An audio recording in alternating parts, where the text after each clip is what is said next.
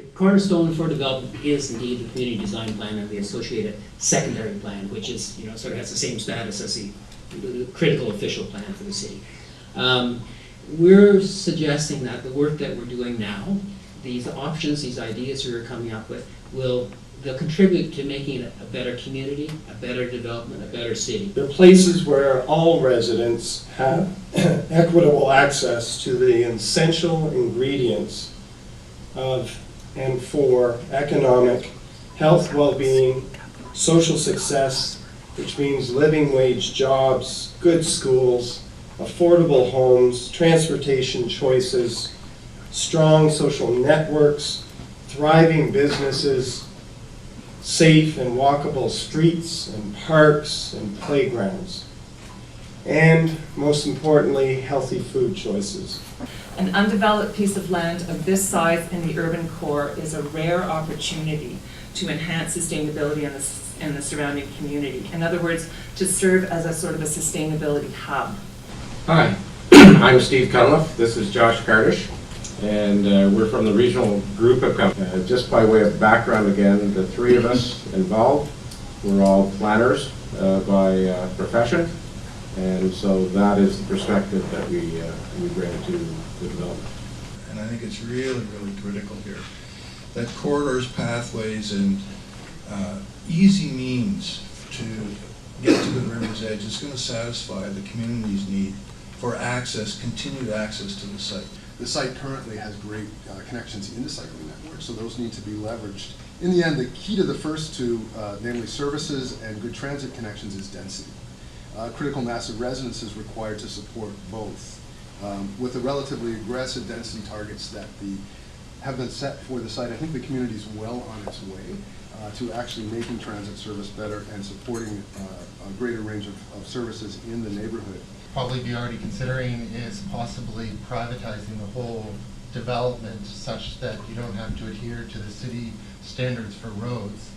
And the reason why you would do that is then you can prioritize pedestrians. So rather than having the full width roads, you can change them. You could do more kind of old European style cobblestone roads. Those are hard to do under city bylaws and zoning, so they could look at something like that. So there's not going to be any worry about having to try and control what we would call the 100-year event. Essentially, when you get those really, really heavy rainfalls, they can go straight into the river. So from a space perspective, in terms of stormwater management, that's a good thing. So that's an opportunity. So in terms of low-impact development, oftentimes there will be a trade-off between density and the space you have to use for trying to get that water back into the ground. So if you're trying to squeeze your right-of-way down, for example, in terms of using a narrower right-of-way, which is the road, the total width of the road, is there space there in the boulevard to try and direct some of that road runoff into the boulevard so that it can be treated and infiltrated? So that's one of the things I see about low-impact development.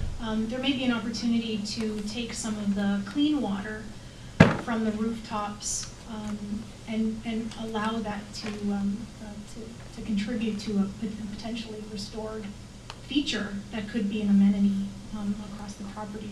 And then that would also pick up on some of Darlene's comments in terms of the main priority being water quality treatment, so that you would take away the portion of the water that's already clean, and you wouldn't have to treat that portion. So you would just need to concentrate on the drainage that's coming from roads and parking lots and that sort of runoff. This site very specifically has a steep slope, and the option of do nothing, it seems to me, with that slope is not viable. Again, you cannot, in this urban context, you cannot create areas that say, keep off, humans not allowed. It has to be well designed so that human use integrates well and so that the slopes are protected. So The big thing in affordable housing right now, and we've heard this from everybody, is partnerships. So the context is to operate, whether it's seniors or any other, you're going to need some partnerships on supportive housing, seniors housing, social services, and the private sector. I don't think we should be looking for public subsidies for the seniors housing. I mean, other people may have different approaches, but I think You know, there is money available from the 3 levels of government. There will be land available. I think that should be going towards family housing, which is a more critical need in our community. And we should be looking after the seniors housing ourselves through equity and through fundraising. It's a very good community-based model that fits very nicely with what we're trying to do in our community. The goal is to keep people in their houses safely as long as possible through professional services, through volunteer services, administered through community organizations. The big concern from the health network is about efficiency. Right now they have like physios running all over town, a lot of travel time going from appointment to appointment. So the concept of the community hub, which has been put forward, is very attractive to that network. And you have a critical mass of people in the building who can go to a central place where they can receive physio or blood pressure check or whatever else, nutrition counseling. But also people from the neighborhood can also come into the center to use the facility. So I really think we've got an opportunity to build a fantastic seniors project with long-term affordability, using our existing real estate value and turning to a fundraising approach instead of public subsidy. In terms of key opportunities, social finance presents such an opportunity, whether it's community bonds for the fundraising that Jamie just spoke of. That there is an intrinsic value in affordable housing. There's something actually of value in creating this kind of housing for the people who need it. And it's very important to have those people in your community and to have them participate in your community. But we may be required very quickly to focus. Someone may say, okay, the door's open, what do you want? And we'll have to respond to that. So, you know, consensus will be necessary pretty. Even within that, you could also imagine the concept of possibly mixed tenure. And that might be a way to bring in some more affordable rent, is to do a mixed tenure development where you have ownership and rental in the same building. We talk about sustainable energy. We were talking about creating value. There are many ways in which sustainable energy can create value. Reduction of operating costs, affordability, reducing the environmental footprint and monetizing that, security of supply, and security of price over the long term. For this site, what an exciting site. You know, I get goosebumps just thinking about it. You know, working on Ampersand all those years, you know, Susan can attest to this, and Kenny Church, is that, oh, there was so much to do. Let's build a community energy system. Let's do passive house. Let's do zero energy. And, you know, we did a lot of cool things, but not everything worked out. But this site, you can do it. Have a community energy system developed, and it will be implemented into the site plan at an early stage, so there is no surprises for the planning department.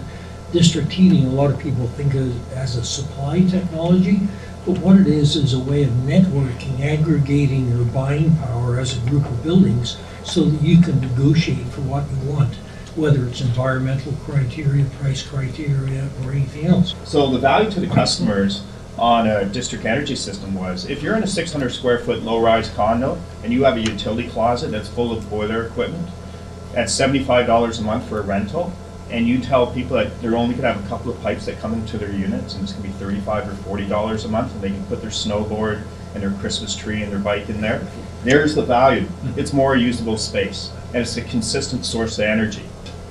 Mixed-use neighborhoods, if not mixed buildings, to be able to have the energy that shares around. Somebody's using, somebody making waste heat, somebody needs, but they're passive. You can slide it to them. Those ideas have to be explored and developed and explained to people before the comfort with the big network can be present. There's a convergence between building design approaches and district energy approaches. As people go to net zero energy buildings that may either produce or sell energy at any time of the year, they're finding out that as a standalone building, you still need backup and so on and so forth. So what's happening is now everybody's heading in the same direction, low temperature building design combined with networks, so you can move energy between buildings, share the cost of backup. Business case is about creating value. We talked earlier about values, community values, but the reality is it's about creating value, and it has to be profitable. First of all, I want to congratulate Old Ottawa East Community Association for really embracing urbanism with your work and embracing the notion of working with the developer on this site. That's, I think, a very progressive stance on the community's point of view. And I also want to congratulate Regional Group and Domicile for likewise embracing collaboration with the communities. And I think this is a tremendous sign for both parties.